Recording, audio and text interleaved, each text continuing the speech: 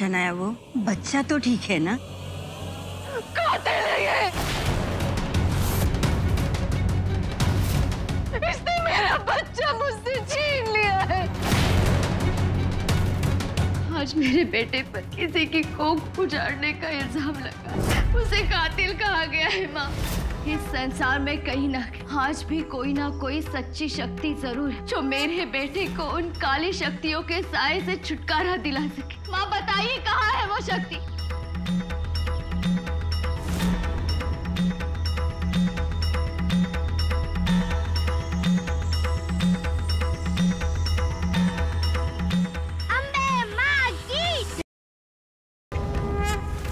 सबका धन्यवाद।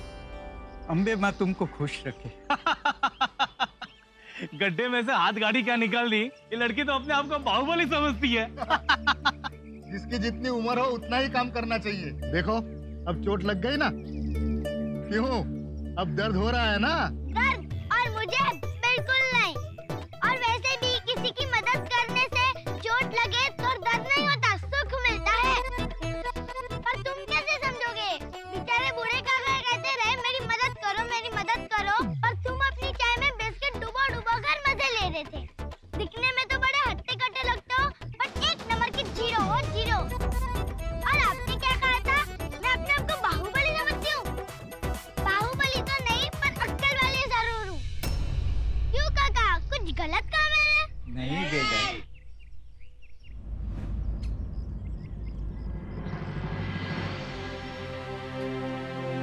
दादाजी,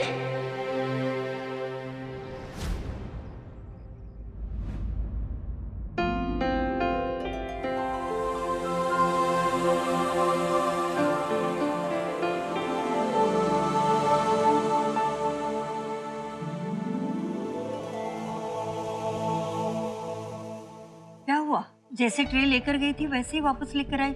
नाश्ता नहीं किया क्या उसने? नहीं काकी बस रोए ही जा रही है।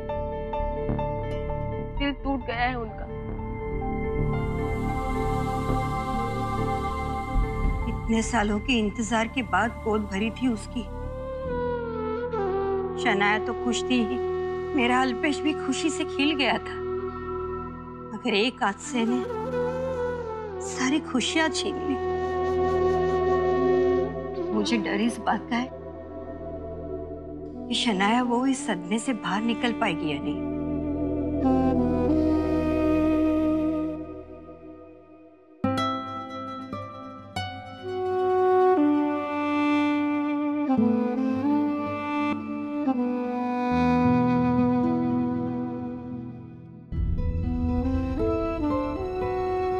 शनाया भाभी की नजरों में चिराग उनका दोषी है।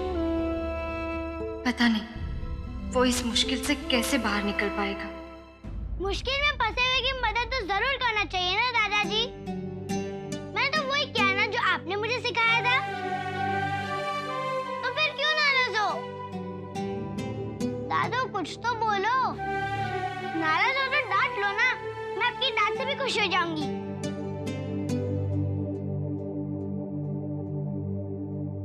वैष्णवी, तूने क्या सोचा था?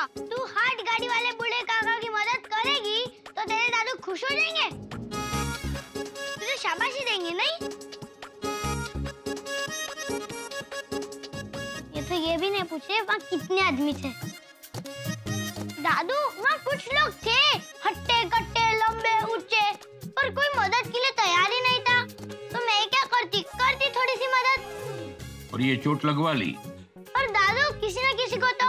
बस, मुझे तुम्हारी कोई बात न सुननी है न तुमसे कोई बात करनी है।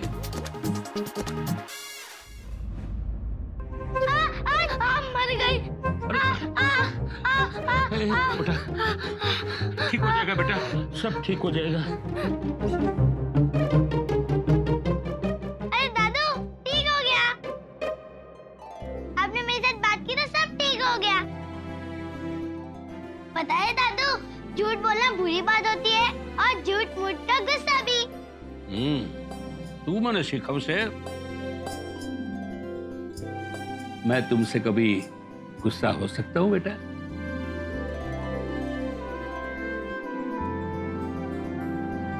तो मेरी जान है बेटा, मेरी जान है।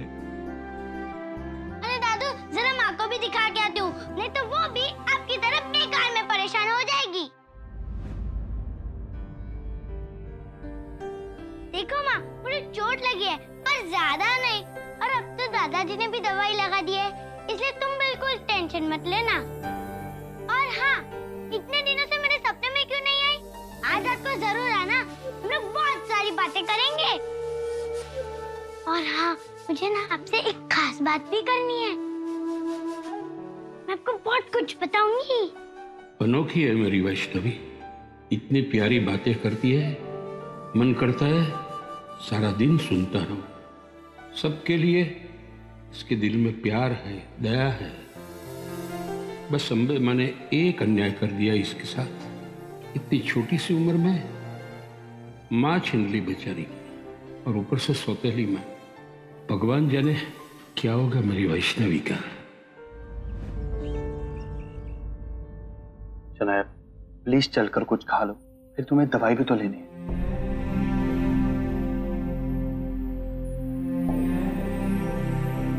भाभी,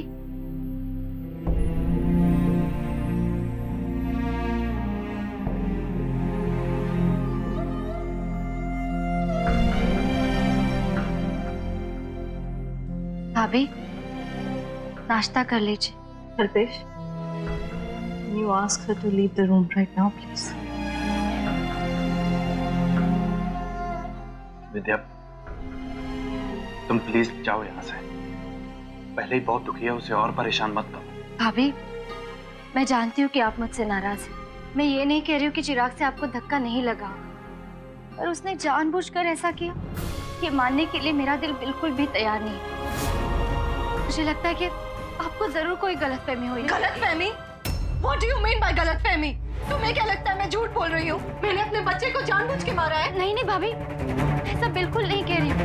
भाभी, मैं ये कहना चाहती हूँ कि चिराग से एक्सीडेंट हुआ होगा और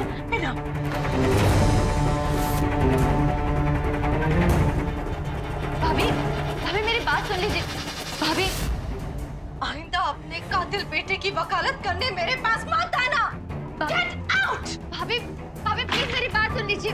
शनाया भाभी, भाभी एक बार मेरी बात समझने की कोशिश कीजिए। भाभी,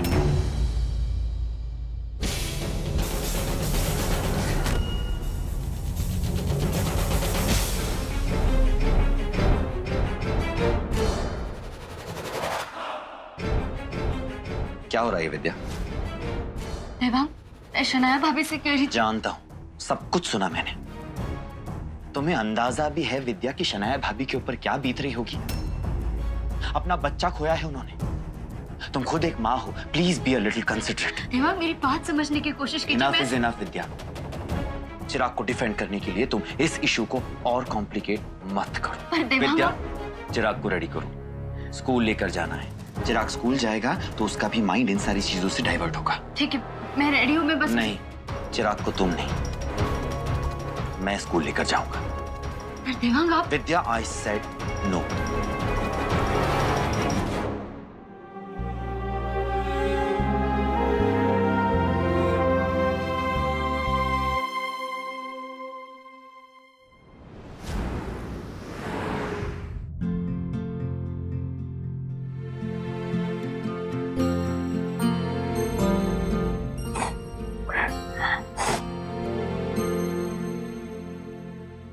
बेटा, आज ये लिखना जरूरी है? रहने दे बेटा, आज अपने हाथ को तकलीफ मत दे। पर दादू, होमवर्क तो पूरा करना ही पड़ेगा ना, नहीं तो कल टीचर की डांट खानी पड़ेगी।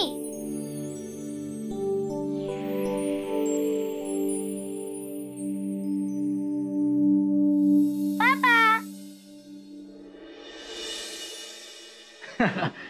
हर बार सही पहचान जाती है मेरी बेटी। चॉकलेट। चॉकलेट? तुम्हारा इनाम है। इनाम किसके लिए? तुमने जो बूढ़े काका की मदद की उसके लिए। सब लोग मेरी बेटी की बहुत तारीफ कर रहे हैं। मदद करते करते चोट भी लगा ली ना खुद को? चोट नहीं है, बस मामूली सी खरोच है। इस मिट्टी की बनी है मेरी बेटी, अच्छा, अभी देखते ही रहेगी या चॉकलेट भी खाएगी? खाती खाती। वाह वाह वाह वाह वाह, इसे कहते हैं नजर हटी दुर्घटना घटी। मैं आसपास दिखी नहीं कि बस अपनी बेटी को बिगाड़ने लगे। शांति, एक चॉकलेट खाने से कोई बिगड़ता नहीं है, इनाम है उसका, खाने दो उसे। चॉकलेट ही क्यों, सोने का तगमा दो तगमा। इतना ज्यादा खुश होने की कोई जरूरत नहीं है, कोई तीर नहीं मारा तुम्हारी बेटी ने। ये देखो, ये चोट लगवा कर आई है तुम्हारी लाडली। ठीक है, आगे से उसके लिए चॉकलेट नहीं लाऊंगा, इस बार खाने दो उसे। ना ना ना, आपका लाड मुझे बहुत भारी पड़ेगा। अरे चॉकलेट खाने से इसके दांत खराब हो जाएंगे। 10 रुपए के चॉकलेट के लिए दांतों के डॉक्टर को 1000 रुपए का चढ़ावा देना पड़ेगा, और ऊपर से लोग सुनाएंगे कि सौतेली माँ है ना। बात को कहां से कहां ले गई, सबको पता है कितना ख्याल रखती है। सुना सुना तुमने, घर वाले ही 2 बातें सुना रहे तो बाहर वाले 4 बातें सुनाएंगे ही ना। मेरी तो किस्मत ही खराब है, नर्क बन गई है मेरी जिंदगी, नर्क। शांति, शांति सुनो तो शांति।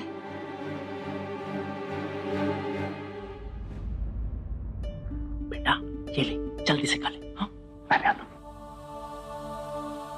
इनाम मिल गया।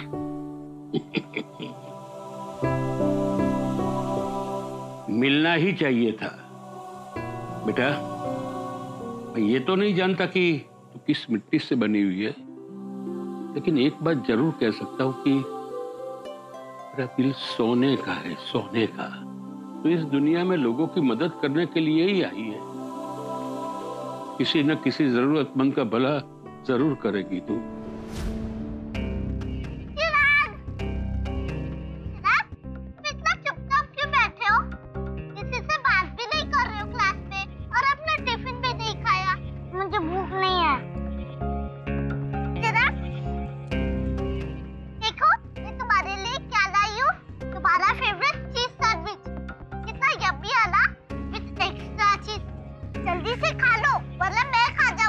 मुझे भूख नहीं है, मुझे नहीं खाना। अरे थोड़ा सा तो खा लो, खा के देखो, बहुत टेस्टी है। मैंने कहा ना मुझे भूख नहीं है, तो क्यों मेरे पीछे पड़ी हो? मुझे नहीं खाना, जाओ।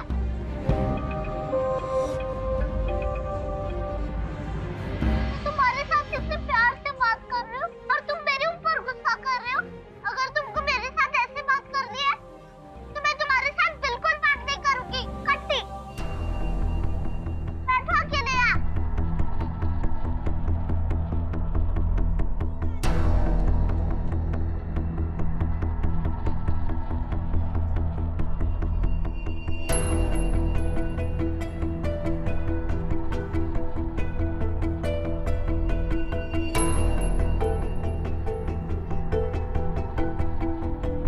चिराग, क्या हुआ? बुलबुल तो तुम्हारी बेस्ट फ्रेंड है ना, तो तुमने उस पर गुस्सा क्यों किया? Any problem? Tell me.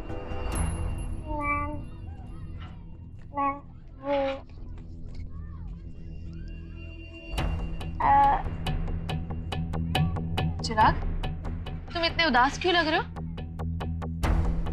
चिराग बेटा, क्या घर में कुछ हुआ?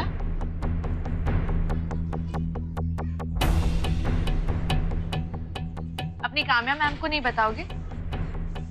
चिराग, आई कैन हेल्प यू, बताओ बेटा।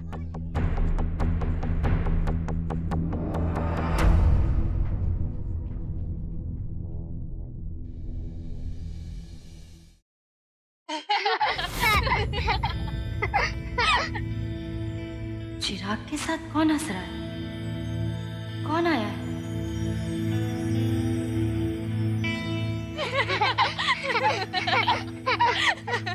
मम्मी।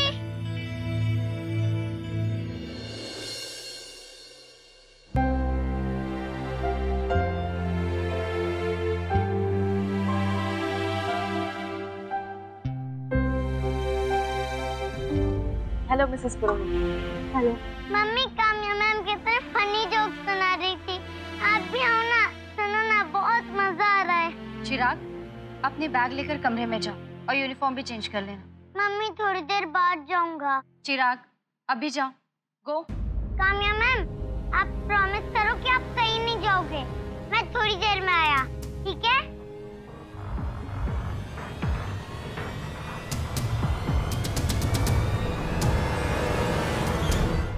आप यहाँ क्यों अचानक? आज चिराग स्कूल में अपसेट एंड डिस्टर्ब सा था, सो मैंने उससे पूछा तो ही टोल्ड मी कि घर में क्या हुआ है एंड कैसे उसे उस चीज के लिए रिस्पॉन्सिबल माना जा रहा है। He was feeling really bad. तो मुझे भी लगा कि मेरी ड्यूटी बनती है कि मैं पेरेंट्स को कॉल करूं और उनसे बात करूं। सो I called up mister Purohit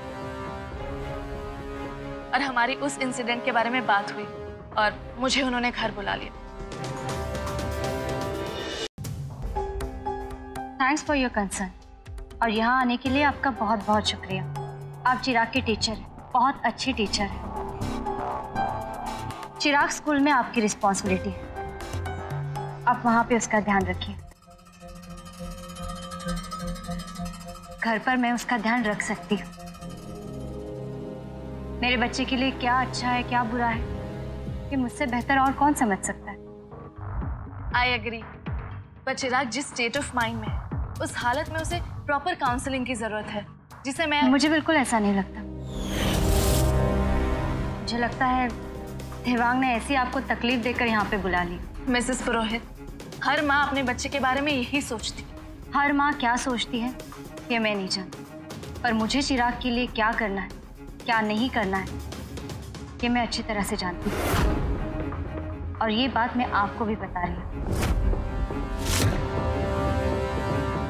okay Mrs पुरोहित, अगर आपको ऐसा लगता है तो ठीक है, मैं चलती हूँ।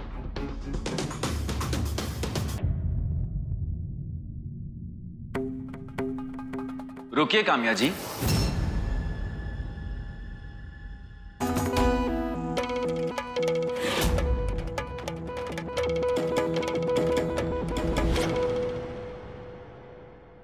आप कहाँ जा रही हैं?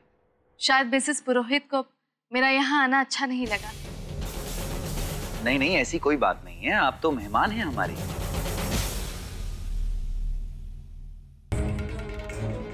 विद्या, काम्या जी को मैंने ही यहाँ बुलाया है। चिराग को इनकी काउंसलिंग की जरूरत है। नहीं देवा, मुझे नहीं लगता कि चिराग को किसी काउंसलिंग की जरूरत है और अपने बच्चे को अच्छी तरह से मैं नहीं समझूंगी तो और कौन समझेगा। मैं अपने बेटे को संभाल लूंगी। आपके आने से पहले हमारी इसी बारे में बात चल रही थी और मैं इन्हें यही समझाने की कोशिश कर रही थी कि चिराग का केस बहुत ही डिफरेंट है, उसे स्पेशल काउंसलिंग की जरूरत है।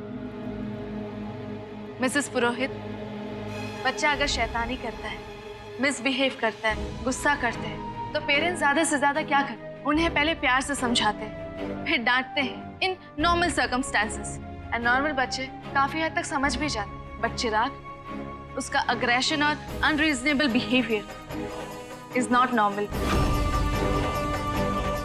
आई नो उसे साइकेट्रिक इवैल्यूएशन एंड काउंसलिंग की जरूरत ही नहीं, सख्त जरूरत है। And I am ready to provide that, but I am not ready.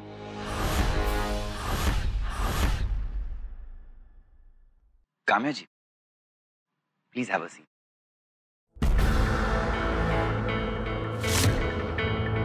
विद्या, विद्या, सवाल ये नहीं है कि तुम क्या चाहती हो मैं क्या चाहता हूँ। सवाल ये है कि चिराग की जरूरत क्या है। लेट्स फेस इट विद्या, चिराग की कुछ तो प्रॉब्लम्स हैं और वो दिन पर दिन बढ़ती जा रही है। अगर काम्या जी चिराग की काउंसलिंग करेगी तो उसे पता भी नहीं चलेगा। देवांग, ये सब ठीक है पर विद्या, काम्या जी जो कह रही हैं हमारे बेटे की भलाई के लिए कह रही हैं। And I also feel Chirag needs her help.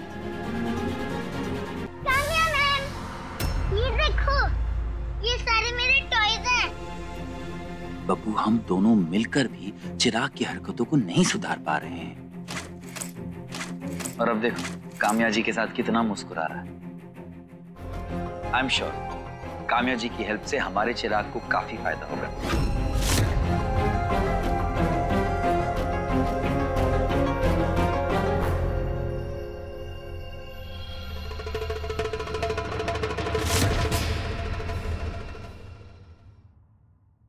Devang मेरी कोई बात सुनने के लिए तैयार ही नहीं।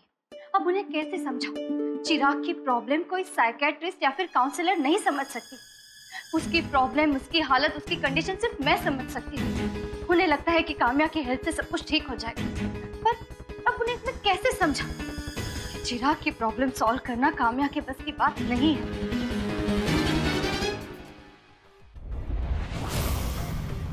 म्यूजिक? ये म्यूजिक की आवाज कहाँ से आ रही है?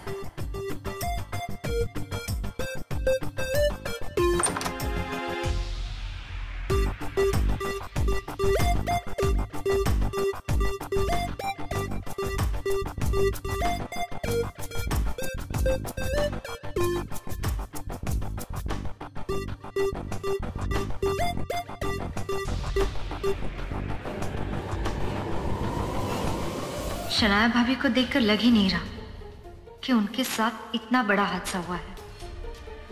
और सुबह तो उन्होंने नाश्ता भी नहीं किया। रो रही थी, परेशान थी, पर अब तो वो बिल्कुल नॉर्मल लग रही है, जैसे कुछ हुआ ही ना हो।